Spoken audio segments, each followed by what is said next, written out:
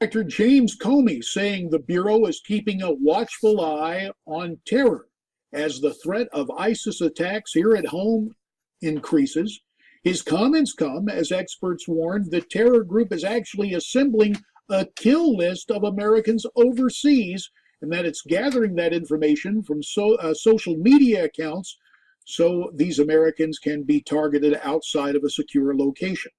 Let's talk about it now with two gentlemen who know whereof they speak. First, from Newsmax, New York, former NYPD Detective Thomas Ruskin, who's also president of CMP Protective and Investigative Group, and Skyping in from an undisclosed location, terrorism expert Raymond Ibrahim. Gentlemen, we welcome you both. And Raymond, just how much of a threat is this realistically?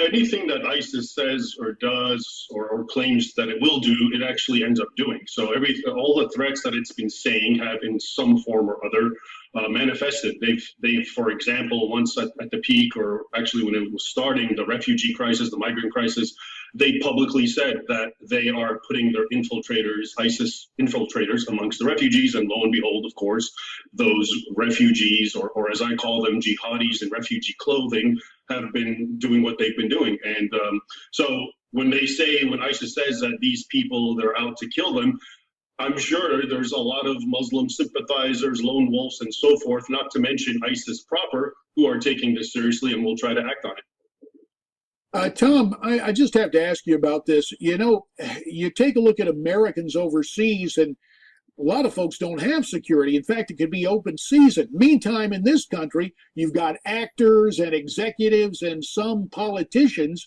who have limited security. But are we going to see more protection for more people right here at home? Well, we have seen that. Our company has gotten many more calls in the last 2 to 3 years than it ever did before. One of the criteria that we set for our clients, now that we protect and we have executive protection, is we want to monitor their tweets. We want to know what they're putting out on social media, because it puts our people as well as our protectee in danger. And this is what ISIS is now picking up with. Overseas, when we take someone overseas, we don't want them to tweet or put on Facebook where they're staying. They can do it after they left, and they can show pictures of the George Sank or some other nice hotel that they've stayed in. But while they're there, we ask that they don't. Raymond, just one more question to you. For Americans traveling overseas, especially to Europe, what should they keep in mind? Well, I mean, in this day and age, you just have to be very vigilant. And this is obviously you have to be vigilant if you go to a Muslim country or the Middle East. But at this point, even in Europe, as we've seen, in Brussels and Paris and all throughout places like in Sweden, you have to be very vigilant and keep an eye and know that the world has immensely changed.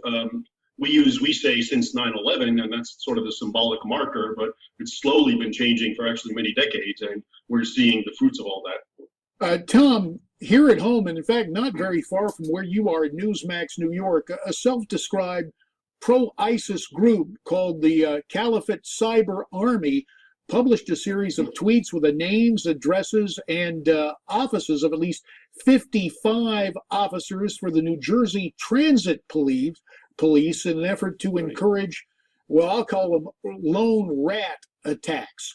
So when you have these folks this emboldened within our shores, this is troubling to say the least.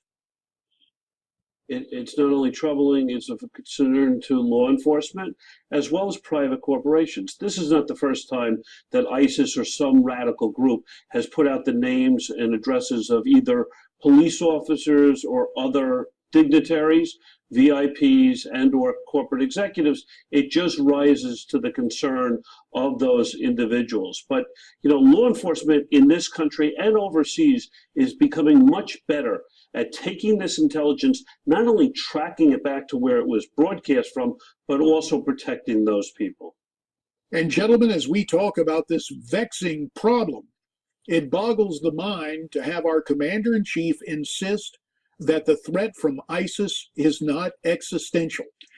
Gentlemen, just based on our conversation and developments in the news, to me, it appears to be a very genuine, clear, and present danger. And Tom Ruskin from Newsmax, New York, and Raymond Ibrahim tonight from an undisclosed location. We thank you for your thoughts, for your sober analysis, and quite frankly, gentlemen, for the warning you've given us on this important subject. You've probably heard about